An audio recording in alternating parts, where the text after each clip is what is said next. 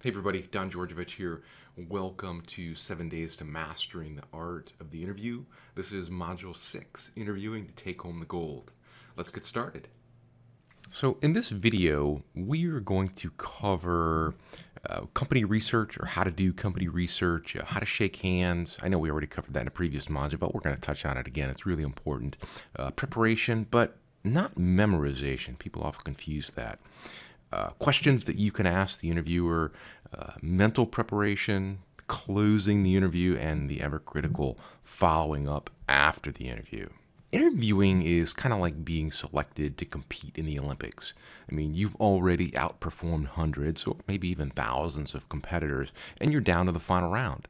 And you, at this point, you're really competing with the best of the best. So how could you leave with the gold, or the offer, and become the champion? One of the most important things you can do is research the company that you're going to be interviewing with. Because if you think about it, I mean, how can you convincingly show interest in a position that's going to take you about 25% of the hours in your week when you have absolutely no knowledge of the general job description, the company, its goals, or its current events? Well, I'll tell you, the short of it is you can't. But here's what you can do, and how to understand the company with which you're going to be interviewing with. One thing you can do is go to the company's website and get their annual report, and you can read through that. It might not be all that interesting, but you might be able to glean a few important facts about it. Another thing you can do, visit their website, read about where they're headed, the direction, where they're going, any media coverage on them. You can also look at their Standard & Poor's, their corporate records, their stock records. This might be a little overkill for most people, but it kind of just depends on the position that you're interviewing for and the company that you're interviewing with. For smaller companies, you can always call the city's Chamber of Commerce, because smaller companies aren't going to have all these big corporate records and stuff, so you can just call the local community Chamber of Commerce in which they're in, and you can get some information about them that way. They're going to appreciate any kind of information that you can bring to the interview about them, or any little pieces that you dig up. For every company that you interview with, I would suggest creating this following checklist that I'm going to cover with you. One of the most important things is, what services or products do they sell? Find out. Who is their competition? Who do they compete with? This could be really good conversation pieces when you're in the interview, and you can talk about their competition and what they're doing, and you can be a little bit biased and about how this company that you're interviewing with does it a little bit better than their competition. Sales. Do they have any large increase or decrease in sales? I mean, if you do some digging and you find out that their sales are tanking, maybe you really don't want to work there after all. Do they have any new products or services available from the company? This is good stuff to find out about. And if they have some products that they're soon to be released, you can bring those up in the interview. International operations. Do they operate outside the United States or Canada or Europe? You might want to bring this up and, just do a little bit of digging and find out, maybe, are they opening up new offices? Whatever. Is there any media information on the company? You can do a little bit of searches on the internet and find out, what the media's take is on this company. Are they in any kind of trouble or legal problems? Good stuff to know. If they have legal problems, you may or may not want to bring that up in the interview. You could. It could be a good conversation piece. You could say something like, hey, I noticed you guys have a lawsuit pending against you. How do you think that's going to affect, moving forward in the next year? Now, these are just some ideas to help you discover more about the company that you're going to be interviewing with. Do you have to do them all? No, of course not. These are just some guidelines to help you create a framework for the type of research that you should be doing. Okay, let's move into the handshake, because this is essential to taking home the gold and nailing the offer. I know we covered this in a previous video, but I just wanted to touch on it again and stress its critical role at this level of the interview. You see, a handshake kind of tells a story about each person. So, do you come from the top? Do you give the power handshake? Do your hands shake very lightly? And now these examples may seem simple, but it's easy to start off poorly with a bad handshake. You want to avoid the light, delicate handshake and the powerful, over-the-top controlling handshake. Ideally, you just want to go in there, give a good, firm, full-handed handshake for both men and women. And I suggest that men shake women's hands. I suggest that women shake women's hands, and vice versa.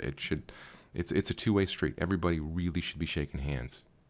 Moving on here, prepare yourself, but don't memorize. You see, if you try to memorize a response to the question like, what are your biggest strengths, you're going to blurt it out.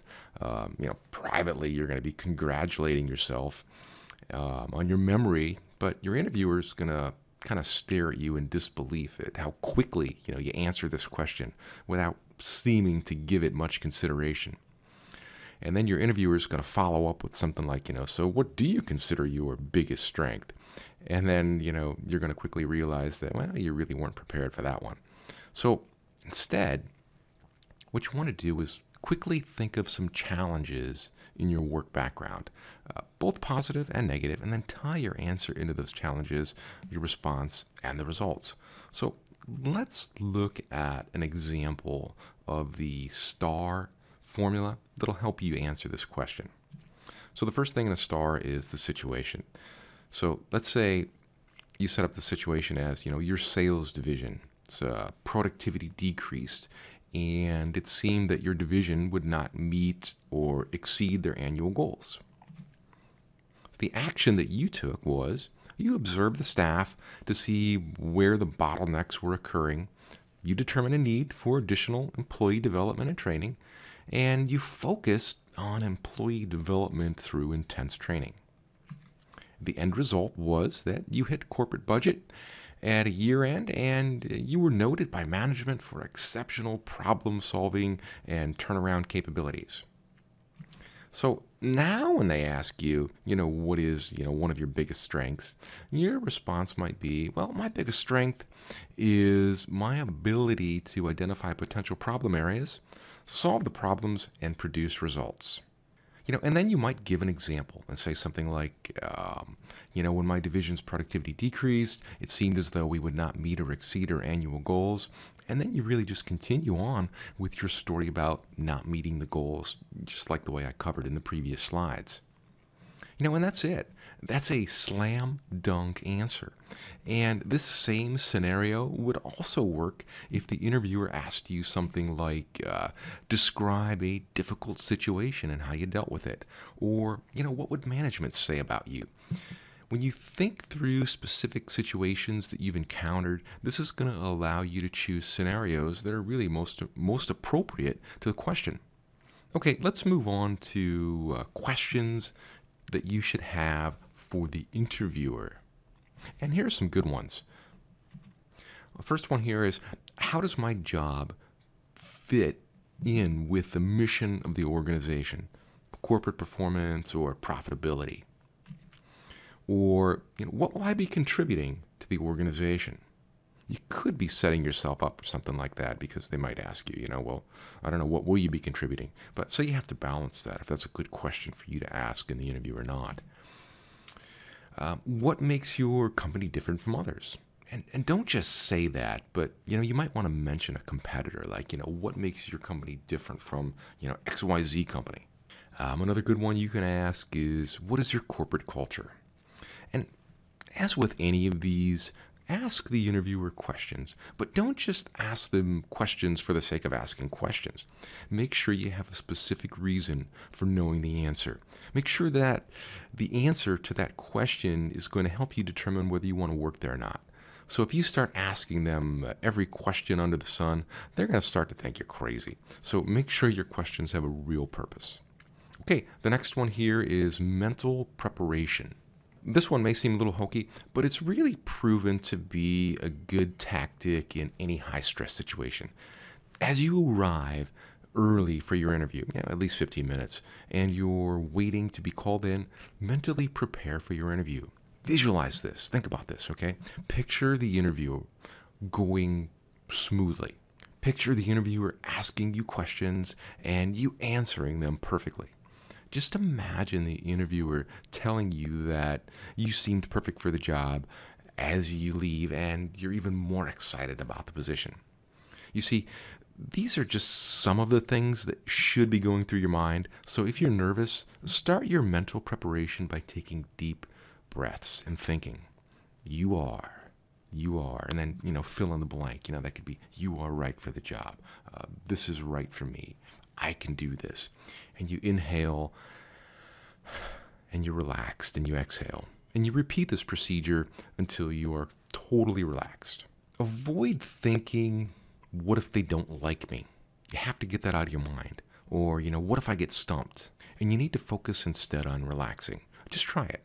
Mental visualization. It really works. It's worked for me, my clients, and I'm sure it'll work for you too. Okay, next, closing the interview. You're ahead of the competition, and you're on your way to the gold medal, but you get a cramp. Do you stop? No, not a chance. You have to cross the finish line. So the end of the interview, this is your time to close with a positive, very interested in what you've learned kind of close. When the interviewer is closing with, well, if you have no further questions, then we're done. So this is your cue to say one of the following, and don't ask them all. You could say, actually, I'd like to know how I should proceed from here. Should I contact you, or will you be in contact with me? Or you could say, how soon will I hear from you? Or what is the process from here? You could also say, what would distinguish one potential candidate joining your company from another? Or you could say, how do I prove my commitment to the organization? Or, what would it take? Now, like I said, you don't want to ask all these questions. Just the one that is most relevant to your situation. Okay, let's wrap up this lesson with follow-up. Okay, you leave the interview, you feel good about the position, and now you go to your car and you write down what just happened in the interview. And you write down the topics that you discussed, the characteristics that the interviewer described, and the position and other details like that. And this is going to help you write a good thank you letter that shows your interest and that you're a perfect match for the position. I've even got a special book called Perfect Thank You Letters, and it'll show you how to write them. And if that's something that you think you need, you can pick that up. There are, of course, many ways that you can succeed in an interview, and the purpose of this video was just to give you some guidelines on that. But you see, the best advice is just to relax and be yourself. Remember that your interviewer once interviewed for his or her job, and they understand the intensity of the interview process. And by being prepared as possible for your interview, you're going to enhance the qualities that have already made you a great candidate.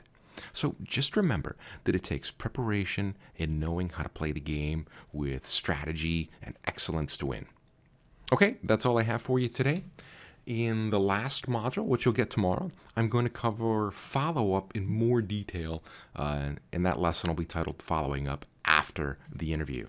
Now, if you're not watching this video at jobinterviewtools.com, you're probably not subscribed to get the full program.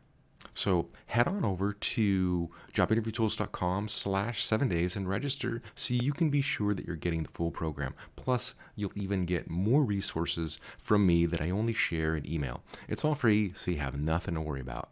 Now, if you don't want to wait until tomorrow to receive the next lesson in your email, you can jump to Module 7 right now. All I ask is that you share this on Facebook, Twitter, or Google+. Share it with someone who needs it.